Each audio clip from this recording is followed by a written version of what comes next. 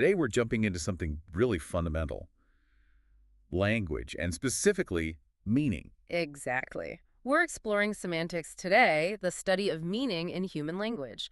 We've got some great sources lined up to give you a solid grasp of how meaning gets encoded Hmm. and, how it fits into linguistics overall. We'll try and keep this pretty tight, maybe under 8 minutes. Perfect. So semantics sounds a bit academic. Where does that word even come from? It does sound, but the origin is pretty cool, actually. It's from Greek. Okay. The word sema, it just means sign or signal, which makes sense, right? Language is basically a huge system of signs. Signs, right? Like Yeah. signals telling us things. Precisely. And people like Michel Breal and later Ogden and Richards, they really focused on this, developing it into the field we call semantics. So the definition is basically, Simply put, it's the study of meaning in language, not just one language, but like universally. What's common across languages and what's specific to, say, English or Japanese. okay, got it. So if language is signs, Hmm. semanticists are kind of like meaning detectives. What clues do they look for? What levels? Huh, detectives, I like that. Yeah, they analyze meaning on different scales. You start really small with morphemes. Morphemes. Hmm. Those are the smallest bits of meaning. Exactly. Like an unhappy, happy means something, and that unprefix flips it. That's a morpheme doing its job. Okay. Then you've got whole words, cat, democracy, run, standard dictionary stuff. Uh-huh. Then phrases combine words, you get richer, meaning like the fluffy cat or running for office. Right. More complex. And finally, full sentences like democracy requires active participation.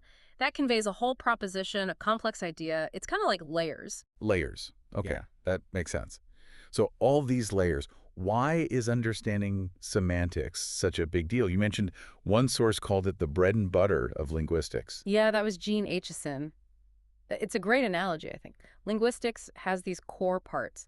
Phonology, the sounds. Like the building bricks. Exactly, like Lego bricks. Then Yeah. syntax. That's the grammar, the rules for how you stick the bricks together correctly. Okay. But semantics. Semantics is what ensures the thing you built means something. That it's a house, not just a random jumble of connected bricks. Ah, I see. So without semantics, you could follow all the grammar rules but still just talk nonsense. Precisely. Perfectly grammatical nonsense. You see how they're tied together. Changes sound, bat versus cat, different meaning. Yeah. Change the word order. Shark ate surfer versus surfer ate shark. Very different meaning. Definitely a different outcome there. Okay, so semanticists focus on this core meaning, but what kind of meaning is it? Like what I intend when I say something? Good question. Mostly, no.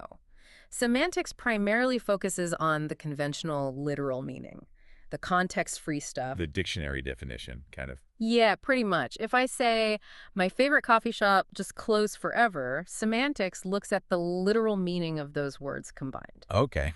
Now, there's another field, pragmatics, that does dig into speaker intention and context. Like if you say, wow, it's cold in here, maybe you actually mean, could you close the window? The hidden meaning. Right. But semantics deals with the literal foundation first. It asks questions like, why do she bought a car and a car was bought by her basically mean the same thing? Mm, Or why does my dog is a mammal sound totally normal, but my dog is a fish feels wrong, unless you're being metaphorical? right, it clashes with the core meaning of dog. Okay, so it's about the meaning baked into the language system itself. Exactly. Now, this doesn't happen in a vacuum, right? Right. How does semantics connect with, well, everything else in linguistics? Oh, it's super connected. Take semiotics, the broader study of signs, graphic lights, emojis, everything. Semantics is just the part of semiotics focused on linguistic signs, on words. Got it. Language signs. Then pragmatics, like we said, meaning beyond the literal. Mhm. Syntax is crucial too. Sentence structure shapes meaning, Dog bites man versus man bites dog. the classic. And phonology, the sounds themselves, create meaning differences. Think pin versus bin. Tiny sound change, different word, different meaning. Minimal pairs. Yeah. Even sociolinguistics connects how social situations affect word choice and interpretation, like saying, how do you do versus it's what's up, Wow. different context, different social meaning attached. Wow. Okay. So it really is tangled up with everything It else. really is. They all feed into each other. So to kind of wrap this part up, semantics is about that fundamental built-in meaning in our language system. Yeah. From the tiniest meaning parts to whole sentences. It's the agreed upon significance. That's a great way to put it. It's that shared understanding. And, this is just scratching the surface. Well, next time, we could explore how we actually construct meaning from these parts. Can we just add word meanings together like numbers? Or is it more complex? That leads into something called the principle of compositionality. Ooh, okay, how meaning gets built. That sounds really interesting. It is. All right. Well, if you found this deep dive into semantics interesting and you want to hear more about things like compositionality, definitely hit like and subscribe to the Linguistics in Short YouTube channel. That's Ling in short, Ling in short. Exactly, Ling in short.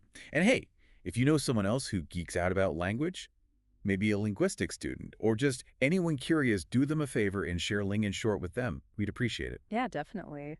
Join us next time for more linguistic explorations.